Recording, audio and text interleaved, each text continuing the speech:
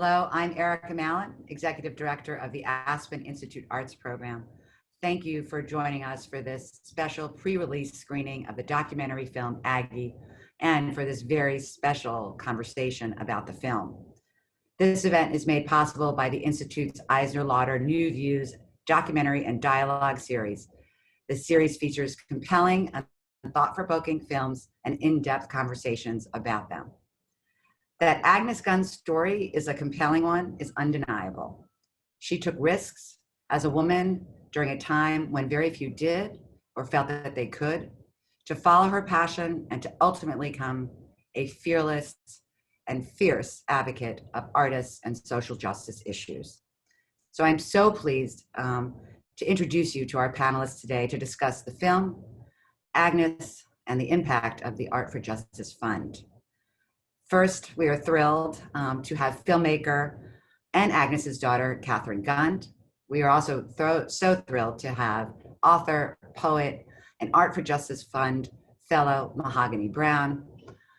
And also so pleased to have with us the Institute's Director of the Criminal Justice Reform Initiative, Dr. Doug Wood. Finally, moderating this conversation is Elliot Gerson, our Executive Vice President of the Aspen Institute. Again, we are so honored to have this panel, and thank you for joining us. And I'll turn it over to you, Elliot. Thank you, Erica. Also like to thank Michael Eisner and Leonard Lauder, our very generous trustees, for this extraordinary series that we're fortunate to be able to produce. And this is going to be a delight to have an opportunity to chat with these three remarkable people. It's a terrific and very inspiring film with wonderful art, a wonderful person, and a wonderful, urgent, and timely cause. And Catherine, unlike your mother, I hope this film will be seen by a lot of people. It can't be seen, as she says, possibly by too many people. So if we can, let's start with you, Catherine. And what we're going to do is discuss the film, maybe a little bit about the art, and of course, the cause and the Art for Justice Fund. Obviously anybody watching this film is going to wonder about the challenges of someone doing a film about her mother. And first of all, she seemed a reluctant movie star. So how did you convince her to do this wonderful project with you? Well, first, I just want to thank the Aspen Institute for having us, and Mahogany for being here with me, and Doug for being here too, and Elliot for doing this. It's really a privilege to get to discuss the film and my own mother and art and justice with other people who are creative and thoughtful. And so I'm grateful to the Aspen Institute. And you hit the nail on the head. The central challenge of making this movie was that my mother notoriously shuns the spotlight and does not want attention or to be on camera.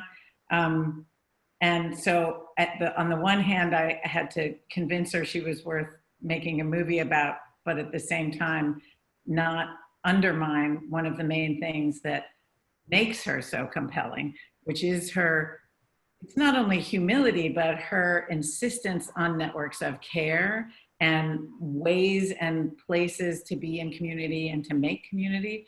And she's very much not about herself as an individual person. So the truth of how it actually came to be was that I wasn't making a movie. I thought, I like to archive everything. I love archives. I like to mine archives and find meaning, and especially through video footage before the advent of the iPhone, before whatever, 2004, 2007, but also photographs and whatnot. And I realized I didn't really have any material of my mother on video.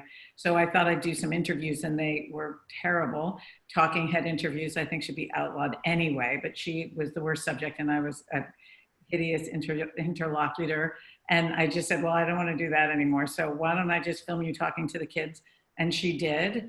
And then we realized that was kind of fun. And I didn't tell them what I wanted them to ask her about or anything. And they had these beautiful conversations, and she said, oh, we could talk to Glenn, I could talk to Julie, and I could talk to Dorothy Lichtenstein. And so after I'd done about 10 or 12 of these, I realized I should probably make a film. And we did over 35 of the, they don't, nearly half of them don't actually appear in the movie because they were so plentiful.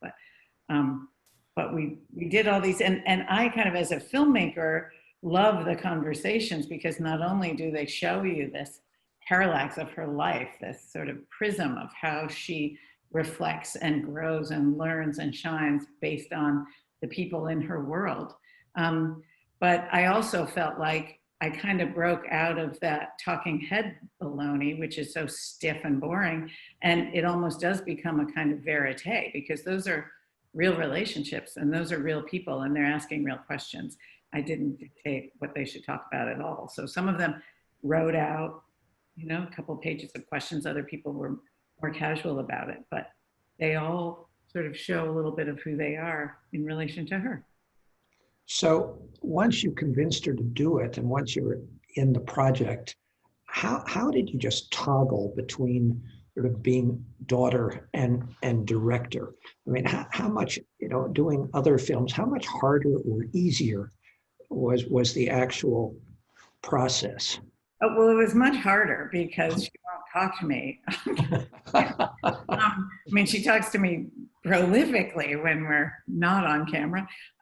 But you saw that the sort of little pieces, which are when I'm in the car with her, in the back of the car, and I would just take out my cell phone and just, ask her a question. And those are funny. I don't know if people stay till the end of the credits, but there's another one at the end where I say, so now what do you think of the movie? And she says, the movie's great. What movie? And and I just sort of threw up my hands. I was like, there's like her inability to focus on the fact that we were doing this thing together. But it was, I did learn a lot of things making it. And and it was totally different than, I realized I only made this movie because she created Art for Justice, because she did a very unique thing. And she sold a painting with the intention of investing in imagination to end mass incarceration. And she didn't do it as a transactional. She's not someone who sells, as you can see from early in the movie. She doesn't sell the artwork to make more money. She doesn't approach it as an investment. She buys things and gives them to museums so that more people can see them, and so that the artists get more recognition and get more visibility. So for her to create this alchemy with the intention behind it, behind the sale, it completely transformed what that experience was like. And I thought more people should do it, whether they had an expensive painting or not. There's every which way. We can all do more, we can all do better, we can all participate in this project of trying to achieve justice, which is hard to say in the midst of this campaign season and after that hideous debate. I mean, we are in a place where everyone needs to access their agency. And that's what I want people to take away from this, is that she, as you said in the introduction, she was someone who did things that weren't expected. And I don't think she even expected them. And I want us all to do that. Well, let's hope, and I think it will inspire many other people to do similar things. I think we all think we know our mothers pretty well. Did you learn new things about your mother while you were doing this film? I learned that part of her questioning is not just deflecting, but that it's actually a way that she nurtures and feeds her own soul and her own growth and evolution, and that she was really a model. I mean, is more explicitly now a model for me of someone who doesn't pretend to have all the answers, doesn't say, I'm older than you, or I'm 82 years old and I'm done.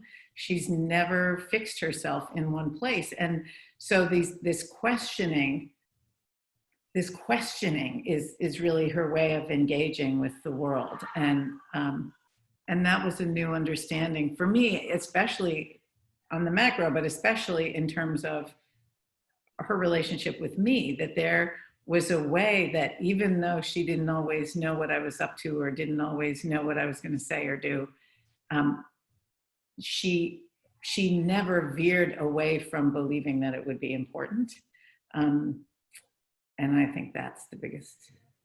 Well, this film is about her influence on the world, and you were just talking as you did, makes me want to ask a little bit about her influence on you, and whether how you think how she influenced you as a filmmaker, as someone who appreciates art, as someone who is troubled by injustice. I mean, what did you learn from this experience about, or how did you remember from this experience your own childhood and maturity under her influence? How did she influence how you look at the world? Well, I hope that it's in a similar way to how I want the film to influence people, which is not necessarily that people even identify with Aggie. There's so many people in the film, and she is about people, and art is about people, and imagining our relationships in some kind of gorgeous future abolitionist space where everybody matters, everyone has a voice, everybody's paid attention to. And I feel like she's modeled that for me. So, I do think she's amazing, but part of why is because she gives me, she gave me the gift of artists in my life. And that is, as Ava says, a place of imagination. And also, it seems like she gave you an unusually generous gift of empathy.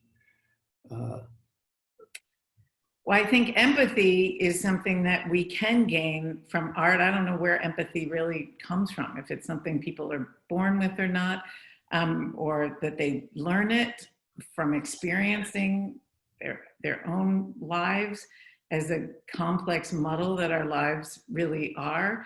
But I also feel like she gave me a bigger thing, was that empathy isn't enough, and that empathy actually has to be the starting point. And that's why I love what she's done with Art for Justice. There's so many aspects of it that are important, and I hope we'll get to speak soon to Mahogany. But one of them is that the $100 million that she dedicated to her part in this is going out in 5 years. She's not keeping it for a long time and hoarding in the way of traditional philanthropy, which frankly should be illegal and is actually codified into our tax code, that you can take all this tax deduction and then still sit on the money for generations. And instead she said this, I don't have the answers. This movement's been going for a long time, and it's just getting bigger and bigger and bigger, as there are now over 2 million people incarcerated. There are over 4 million people under supervision, either in parole or in probation. And that's a lot of people, and it's not even a stagnant number. That number is turning over all the time. And if we don't acknowledge what we're doing to ourselves as humans, we're not gonna be able to change. So for my mother, she said, let's get this money into the field. And so we've given $20 million a year for 3.5 years. And now there's other donors and even incredible artists who have joined us. And so we have a sixth year of giving another 20 million away, we hope. And, I think the idea was really, it's like a reparations, almost like get the money into the field and let leaders decide how to use it and what needs to be done, because Aggie doesn't know, and she knows she doesn't know, and I don't know, and I know I don't know, and we educate ourselves as well as we can. But that's got to be the action that follows on the back of any empathy. Well, that's a wonderful introduction to a conversation with Mahogany and then with Doug. And you said that you made the film to illuminate the truth that justice doesn't yet exist We have to create it. And that's exactly the point you just made. Empathy alone isn't enough. You have to do something about it. And so Mahogany, let's just talk about that a little bit now. As an artist, a performance poet, and now a proud Art for Justice Fund Fellow, what is the significance of this fund for you? What does it mean for you, and what do you think it's going to mean for other artists?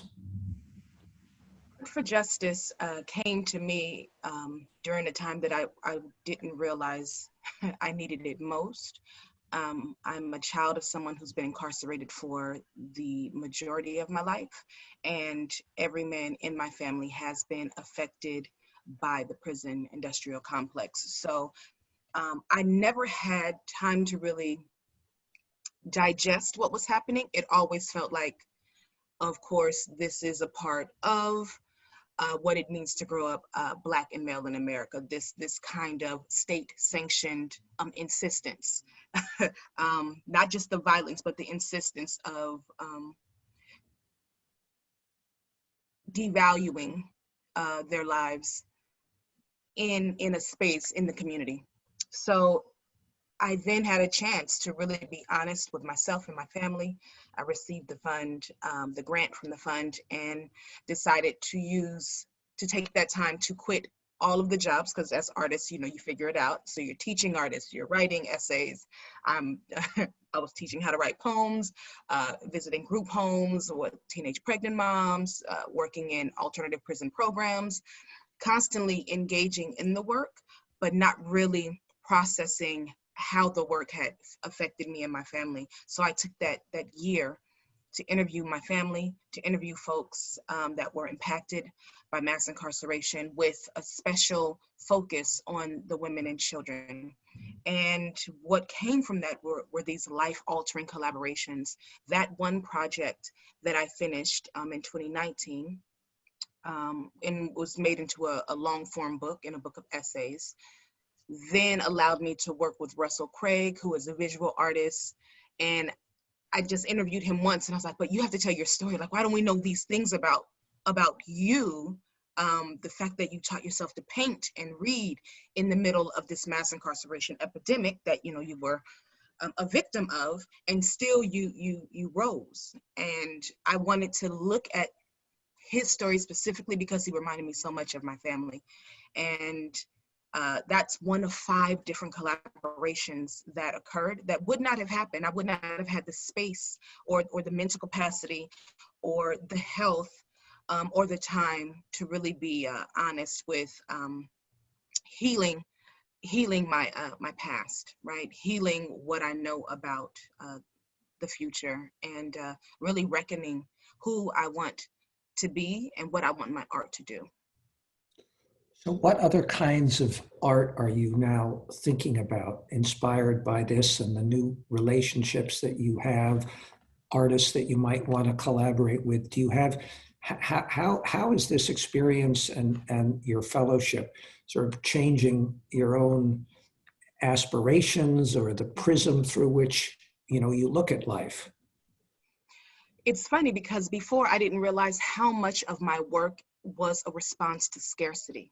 I was responding from a space of not enough, not good enough, not worth the light, not worth the discussion. If you're too angry, they won't talk to you. If you're too angry, if you tell too much of the truth, they will turn off the mic.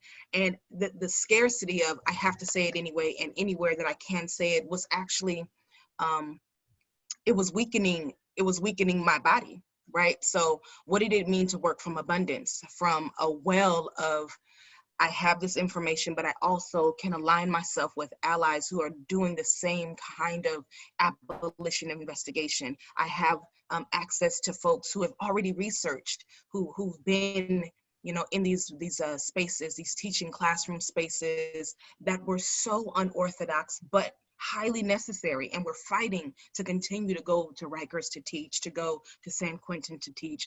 And I didn't know how to, I didn't have the muscle to articulate it. So meeting these folks, like Lisa Jessie Peterson and Clint Smith, Mitch Jackson, Samora Pender Hughes, Valeria Lucelli, like those are, as you said, the North Star. Those are my North Stars. Like I can always look to what my cohort and my comrades are doing and re-envision the question of not just why aren't prisons obsolete, but how to make them obsolete.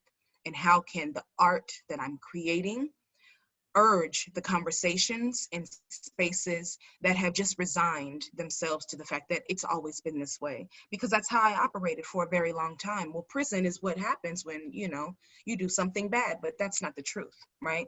That's the fantasy. That's a great rom-com novel waiting to happen, but it has been set up and designed for certain folks to suffer, to be penalized. I said it once on Twitter. Prison is the original cancel culture. You have people go into these spaces and then we don't let them back into the community. There's no coming back. They have literally been outcasted. And we say that they're going to this specific space for redemption, rehabilitation, and healing. And in turn, we've just, isolated them and alienated them and their families. Let's talk about how you reach people through your art. I mean, one of the challenges of traditional poets is the number of people who actually experience their poetry directly. With your work and as a performance poet and with the spoken word community, I just happen to wonder, just thinking about us being here on Zoom cameras, you know, normally we'd be together on a stage somewhere talking about this wonderful film and your experience, and there might be a couple of hundred people in the audience. And when you do your performances, there might be a couple of hundred people or even just a couple of dozen people who are transformed by this. Is there an opportunity in this horrific pandemic and people's new experiences in the virtual world, perhaps for your art to reach even more people than it ever has before? I mean, most certainly. Obviously, once you use this space, which I've been using since before the pandemic, shout out to MySpace. Like, we have all these different social media networks. Like, if you know anything about being involved in your community, you know that your community is beyond the eyesight, right? It's beyond what you actually can see. And this moment in time just allowed the archiving process to be more feverish, to be more accurate, and to be abundantly accessible. We have moments where folks are like, I'm just going to record this, and if you go to my Patreon, you can have access to it. And now you have folks doing IG Live, you have YouTube Live, you have Facebook Live, you have all these large, social media platforms becoming the community square. So yes, and yes, and more.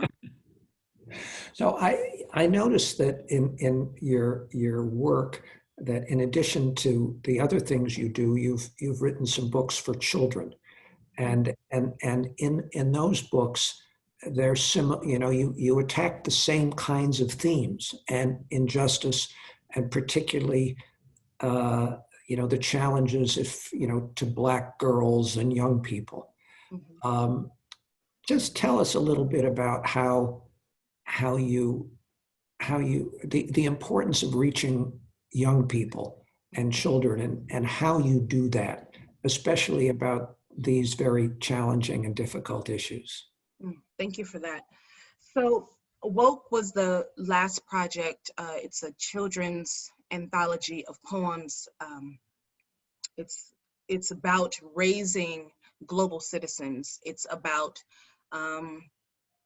preparing these young people to be more than just consumers, but to be active in their critical thinking skills, in their ability to forgive and to be empathetic.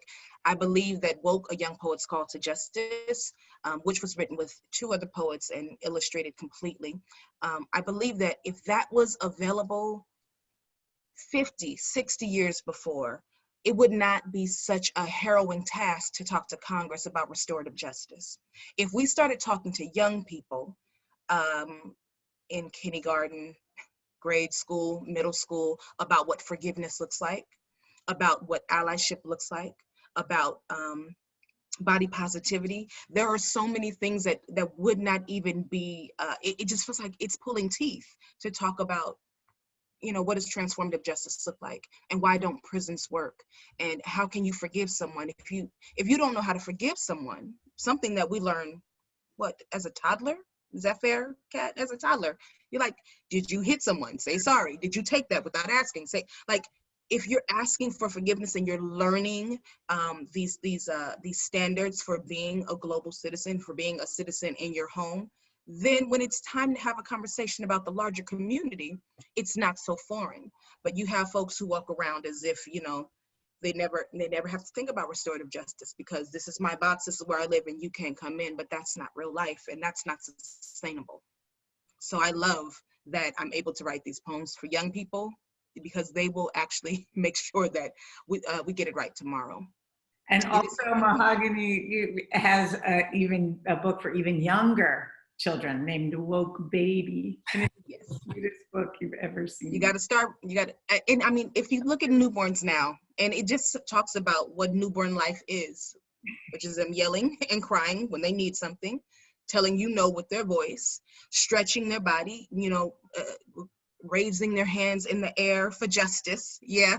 So I have all these moments where I'm like, they were already activists. It was the adults that filtered this identity, you know, that these young human souls weren't ready for a revolution, but they are the revolution. Look at how they cry and tell you no. Look how they reach for what is theirs. Look how they refuse to be silent. Let's talk about a different population and the power of art, and your art in particular. And those are prisoners and men and women who have recently left prison. What is your experience about the power of art and the expressive forms that you're able to share with them as they go on their journeys and in recovery? I mean, how powerful can that be? I think what we know about art, especially when it's introduced in the prison space, and it helps folks transition back into communities, is that it allows the unheard to have an articulation for themselves, not to be told how they're feeling, but to speak for themselves how they're feeling. Also, it allows an imagination that reaches beyond the steel bars, right? I just finished this project. Again, one of those collaborations that would not have happened had Art for Justice not believed in my voice, in voice, actually, because it's not just me, but in voice. I was able to put together a quilt, a quilt for production, is what we're calling it, quilted steel, and it's only poems that I have collaged from 5 different women's interviews while incarcerated. So what does it mean to have your work, like you just sharing your life, and that become this pivot for an artistic, not just an artistic involvement, but also like an artistic awakening. And I mean, yeah, so when I was teaching in these group homes, in these spaces, I met resistance. I was met with resistance a lot of the time, not just by the young people who were incarcerated, not just by the correctional officers, but also by the children of those people, because they hadn't seen the fruit yet. They just know that they're writing this, but I don't know what it means. And to like see folks come out of those spaces and have their memoirs written and be able to say, these journals will help you not make the mistakes I made. And not the mistake of prison, but the mistake of not forgiving themselves, the mistake of absence, in whichever way that it presented itself. Because more times than not, you have a lot of folks who, like, we're surviving trauma every day, right? And the system only furthers that trauma. It only furthers these ways in which we hide from the PTSD. And the art is a way for self-reflection and community healing. Well, my goodness, I mean, I think it's You personify the power of this fund, and it's just so remarkable to think about, all of the implications of talented artists like you benefiting from this and spreading these important messages. So, Doug, you've been listening to all of this. We're so proud to have Doug at the Aspen Institute. This is an extraordinary new project that he is leading. When I mentioned this film, Doug, you immediately knew something about it because you knew something about Catherine's visit to San Quentin. Tell us a little bit about that, and then I'd like you to maybe set the framework for this broad topic of criminal justice and its urgency and importance and why it's your passion. Well, first of all, let me say it's really a pleasure and honor to be here with Kat and Mahogany. And I had the great good fortune while I was at the Ford Foundation to see the development of the Art for Justice Fund from the very beginning. So it was my pleasure to work with everyone to help arrange the San Quentin visit. I funded as a program officer the Prison Education Project there for a number of years. Know many of the individuals and students who were in that program, some of whom were actually featured on the film. So that was a great and marvelous experience. But I also want to talk about looking at the field, what the impact of the Art for Justice Fund has been in the last several years that it's been investing in great work and great leaders across the country. And I think of it in terms of what I call the criminal justice continuum. The front end, middle, and back. You have grantees who actually reflect the entire continuum. For example, on the front end, bail reform, the Pretrial Justice Institute, the Civil Rights Corps, all the great work they've done on bail reform. You have Fair and Just Prosecution, who's working with prosecutors all across the country to help rethink the way they do their jobs. We know that 90% of prosecutors do not face any kind of opponent when they're in their elections. So it's important for an organization like Fair and Just Prosecution to pave the way for progressive ways in which prosecutors can do their jobs. Not to mention the campaign to close Rikers Island, which is also funded by Art for Justice. And if you think about what's happening inside prisons, there's organizations, for example, Art for Incarcerated Youth. We know when youth get exposed to and have experiences with art, the research is clear. It helps improve their cognitive abilities, their linguistic abilities, their social relational development, critically important. Organizations they funded like the Actors Gang, which is a wonderful organization in California, which enables individuals in prison to have exposure to theater and to be actors and to be able to have free expression. And don't get me started on the Philadelphia Mural Arts Program. Most people have no idea that those murals are conceived and designed by artists who are incarcerated at Greater Ford, which is now Phoenix. People from all over the world come to see the Mural Arts Program, have no idea that that comes from artists inside. And the other beauty about the Mural Arts Program is they've created a wonderful reentry fellowship and a guild program so that artists, when they come out, they can be working as interns with other artists and also continuing to do what the Mural Arts Program calls art in action in communities. And then, of course, the reentry side of it. Art for Justice helped fund the Renewing Communities Initiative, which means that every single prisoner in the state of California has access to a high-quality post-secondary credential. It was the feature cover article for the Stanford Social Innovation Review this year, and also funded the campaign for Second Chance Pell, which is now expanded to 42 states and the District of Columbia. Strengthening leadership in terms of individuals who are formerly incarcerated, such as Just Leadership USA and Forward Justice. And then, of course, funding anchor organizations like the Equal Justice Initiative, which is a wonderful program, of course, from Brian Stevenson, and the Alliance for Safety and Justice. And the last thing I want to say is the whole issue around narrative change. Art for Justice has funded, Color Change, which has done remarkable work in Hollywood lately to help rethink what happens in writers' rooms, to rethink police shows that are very limited in how they perceive individuals who are incarcerated in communities. And I want to go back again to the notion of community. Many of these artists that the Art for Justice Fund has supported are individuals in their communities. Now more than ever, it's important for communities to have the ability to have the self-determination for their own safety. And the Art for Justice Fund funds artists to do just that. I'm sorry I got on the roll there. So No, we could listen to you for hours. I'm glad you're on that role. We're so delighted you're on that role. Let's talk about a different role we can get on. What can we do, Doug? You're focused on really transforming this system.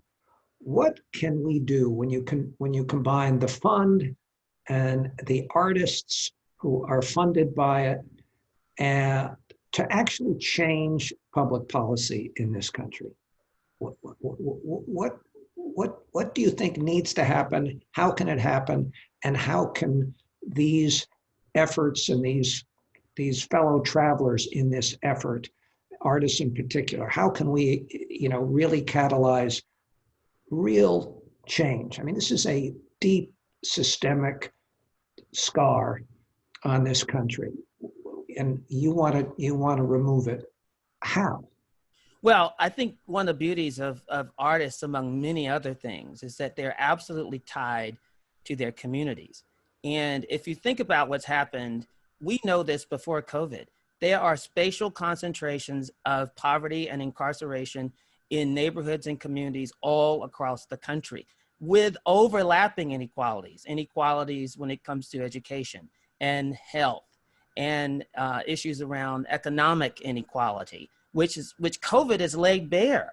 And so I think it's important for artists to continue to have free expression and to be a part of the movement around criminal justice transformation. Notice I didn't say criminal justice reform, I said criminal justice transformation.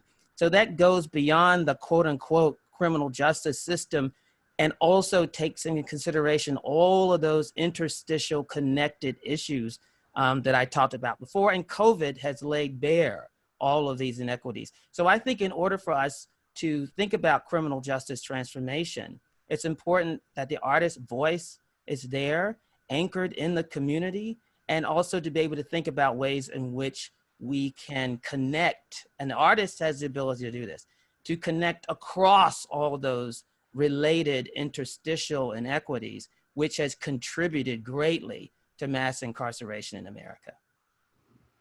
So let me just open it up before, we're running out of time, just comments and maybe a chance for Mahogany and Catherine and Doug, you to talk really among yourselves about some of the themes we brought out. But, we are now, the country is at an extraordinary moment, particularly in the history of race in America. And, and as you said, the inequities have been laid bare by this pandemic in a way that people of conscience have seen for a long time. But now more people than ever are seeing just how profound these challenges are. Are we at a moment where we can see substantial change, and one where we can proudly say, where Catherine in particular could proudly say that this fund, inspired by her mother, and other funds like it that may be inspired by this, will actually make a lasting difference? To me, I think that Art for Justice occupies a really unique space in that sort of world that you were just laying out. It is a philanthropy, it is a fund, but I think it recognizes philanthropy as one part of a sort of, we call it the three-legged stool of artists and activists. And, obviously, if you look at me, I'm all three of those things. And everyone in Art for Justice in our beloved community, I think, has begun more and more to understand and see that they are all three of those things.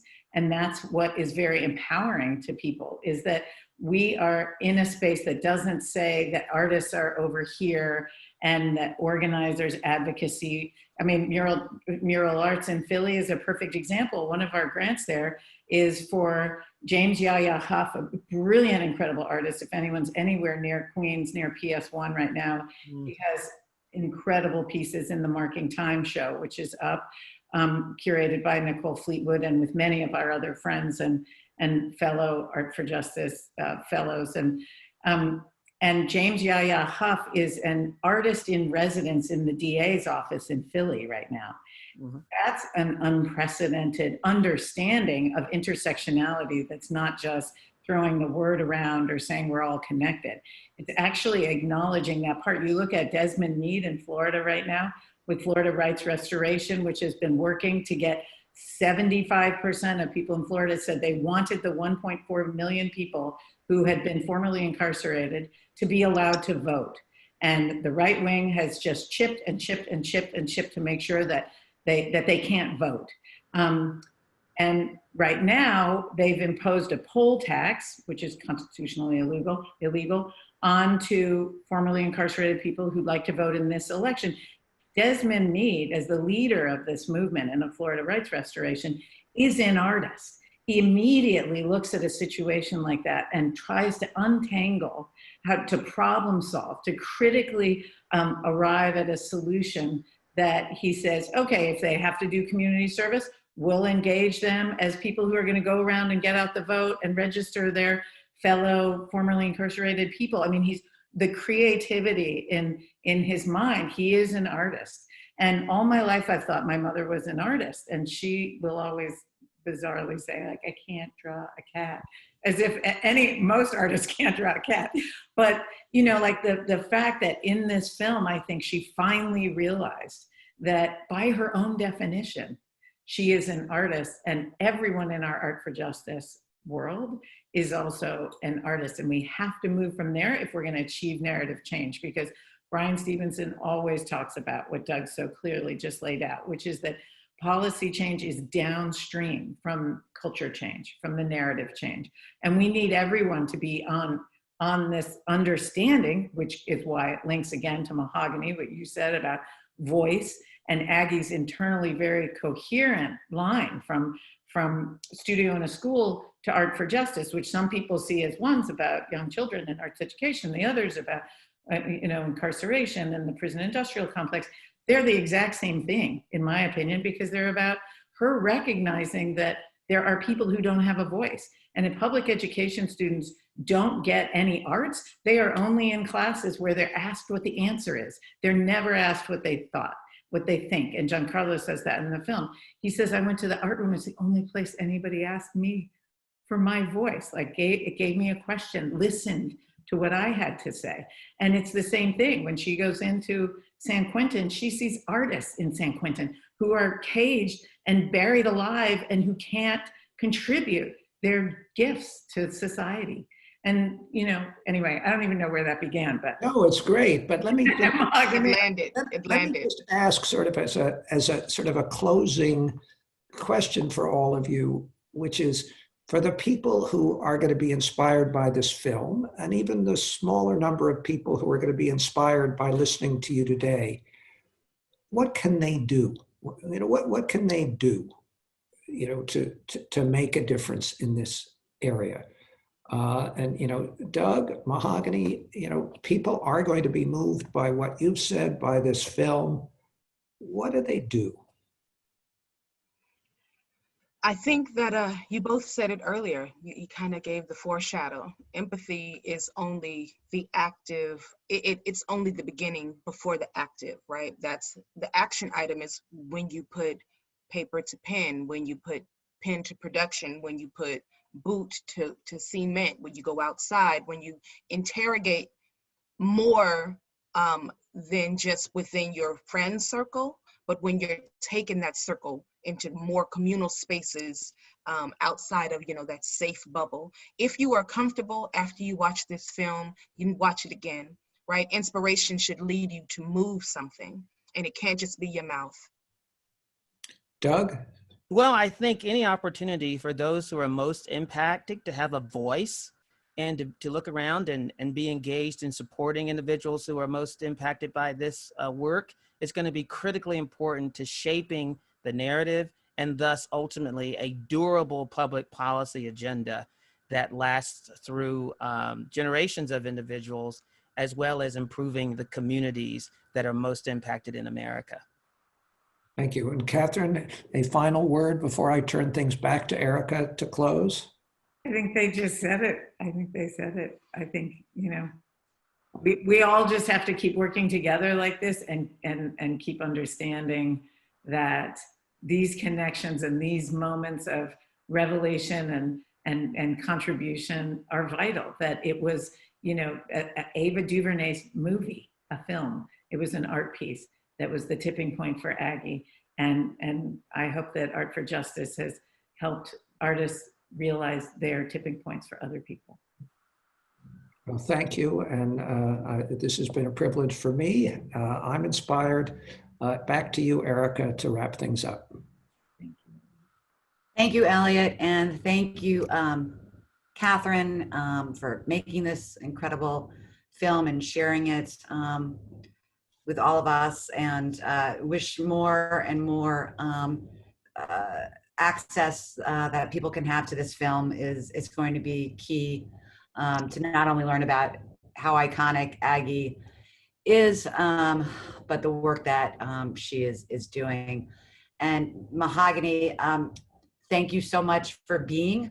I think what both you and Doug said about the continuum and the narrative change and the empathy that's needed to change public policy is so important at this moment, but at all moments, past and future. So completely honored to have all of you with us. And I think, you know, we should just have another conversation at another time, and, you know, we'll just keep it going.